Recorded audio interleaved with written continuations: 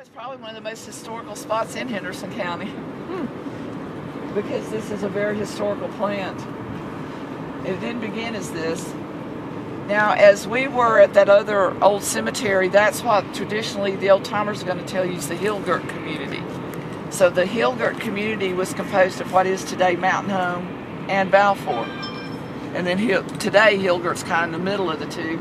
But back in the day, there was no Mountain Home and there was no Balfour.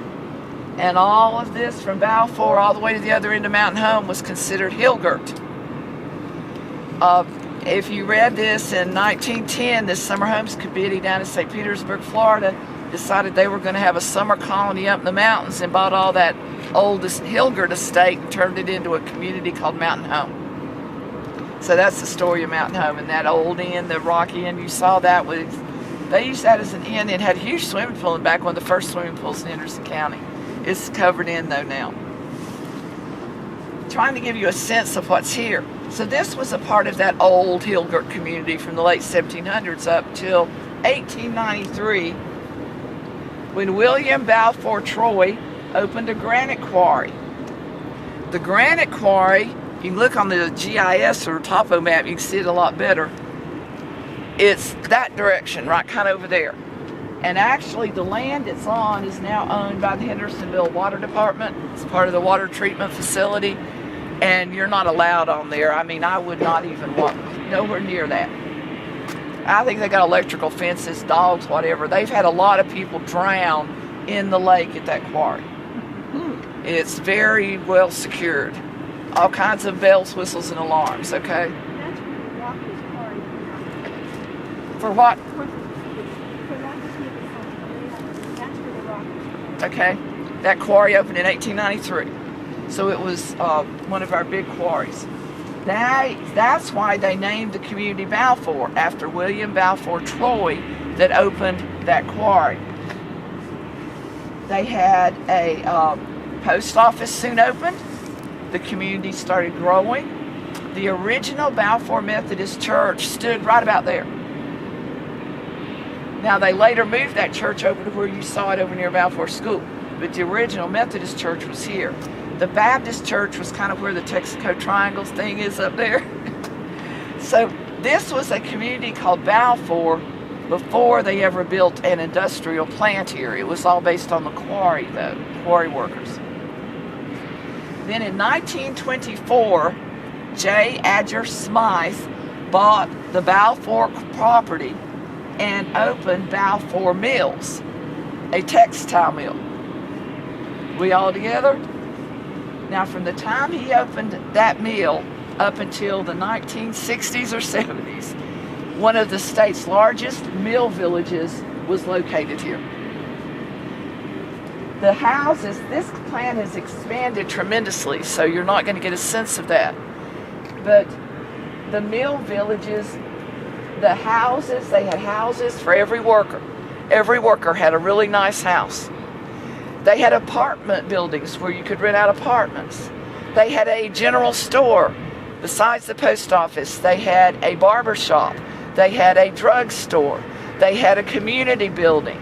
They had churches right here. They had a recreation hall here. They had a swimming pool here. They had tennis courts here. And there was a farm land behind the mill that was all pasture where you could have your gardens. Every family had a garden plot area. And you could house your horses and cows in the pasture and use the company barn. So you had everything you wanted here. 2 questions. Yep. When did that die? That settlement? It started dying sometime after World War II, I'm going to say 50s, but it really didn't start dying till the 60s and 70s when they started tailoring a lot of stuff down. All right, now you had the quarry. Can you tie any of the quarry workers to the Biltmore estate? Oh, I don't know about that. Because they brought in a lot of people, and then after it was over... I have no idea about that. I'm not up on Biltmore estate stuff. But anyway, they had everything in this mill village. Theater, they had dances, and they had the ball field across the field, and the Industrial League baseball was huge in the early 1900s up through the 1950s. And this Industrial League baseball team traveled all over the nation from this mill village. Very well, I mean, it's just amazing. That's where they now was the Berkeley Mills Village ball field and their Industrial League baseball teams, which were outstanding. I cannot tell you how much they had over here. It was almost its own town. It was in 1946 that Balfour Mills was sold and became known as Berkeley Mills. The Berkeley Corporation or something bought it. And then in 1963, the Kimberly-Clark Corporation bought the mill. But it's still known as Berkeley Mills, but it's now owned by Kimberly-Clark, and they make disposable diapers here. And they know that we're here, and I've talked to them, and they're fine with us being here. The only other thing I wanted to point out, but you need to know that this was a county, a central part of our county, and most all the local folks I've talked from this village, lots of people grew up in this village still living in Henderson County. They're really mad because they gave that land to the city and not to the county. Because this is county. It's not city limits. And they really thought that ball field and all that land should have been given to county parks and recreation. And nobody can quite figure out how Hendersonville City ended up with it. But so there's a lot of folks, if you're talking to local people, that's a big issue right now. But it's too late, and it was a done deal before the people, the local folk, even knew it was happening. And that's what happens a lot. But that hill is very significant because that was the Mountain Home Orphanage that sat right up there. And it was an orphanage started in 1907 by the Presbyterian Church of Western North Carolina. They originally had one, I think it's Jackson County, and then they decided they got this property and moved the Mountain Home Orphanage here. It was here until 1922 when they moved to Black Mountain, and it is now known as the Presbyterian Home for Children in Black Mountain. But it originally started here as the Mountain Home Orphanage.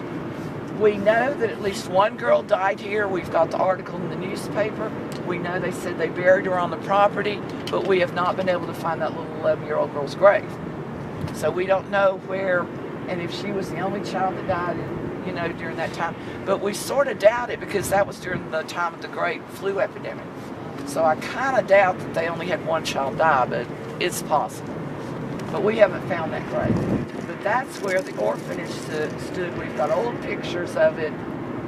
And it was the very last building torn down of what we call the old mill village. And it was torn down sometime in the late 50s, early 60s. Any questions about this Berkeley property? They know we're here. I'd already got approval and they said that we were fine.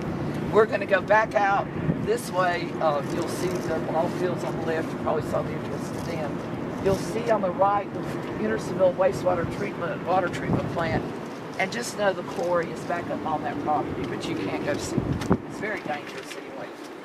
Also, Captain Smites, when this is Balfour, Captain Smites lived in Connemara. Captain Smites sold Connemara to Carl Sandburg. But he had a son that lived right over there. I can show you the old place. His son's home is still on the other side over there.